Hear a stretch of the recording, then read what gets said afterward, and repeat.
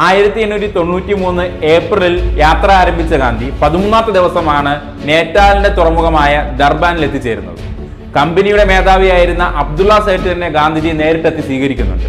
കമ്പനിയുടെ ക്വാർട്ടേഴ്സിൽ അബ്ദുള്ളയുടെ മുറിക്ക് അരികിൽ തന്നെ ഗാന്ധിജിക്ക് മുറി സൗകര്യവും ഒരുക്കി നൽകുന്നുണ്ട്. നേറ്റാലിലെത്തി 3ാം ദിവസമാണ് മുൻപ് പറഞ്ഞ 3 സംഭവങ്ങളിലെ ഒരു സംഭവം നടക്കുന്നത്. അന്നേ ദിവസം അബ്ദുള്ള സേഠ് ഗാന്ധിജിയെ ദർബാനിലെ കോടതിയിലേക്ക് കൊണ്ടുപോയി. ഒരു തലപ്പാവും ഇന്ത്യൻ വേഷവും അണിഞ്ഞ ഗാന്ധിജിയെ ആ കോടതിയിലെ മജിസ്ട്രേറ്റ് തുറിച്ചു നോക്കുകയും ആ തലപ്പാവ് എടുത്തു മാറ്റാൻ ആജ്ഞാപിക്കുകയും ചെയ്തു. എന്നാൽ അതിഷ്ടപ്പെടാതെ ഇരുന്ന ഗാന്ധിജി ആ കോടതിയിൽ നിന്ന് ഇറങ്ങിപ്പോയാണ് അതിനെതിരെ പ്രതിഷേധിച്ചത്. അദ്ദേഹം അവിടുത്തെ പത്രങ്ങളിൽ ഈ സംഭവത്തെ പറ്റി എഴുതുകയും ചെറിയ സമയം കൊണ്ട് ഈ സംഭവം വലിയൊരു ചർച്ചയ്ക്ക് വഴിവെക്കുകയും ചെയ്തു.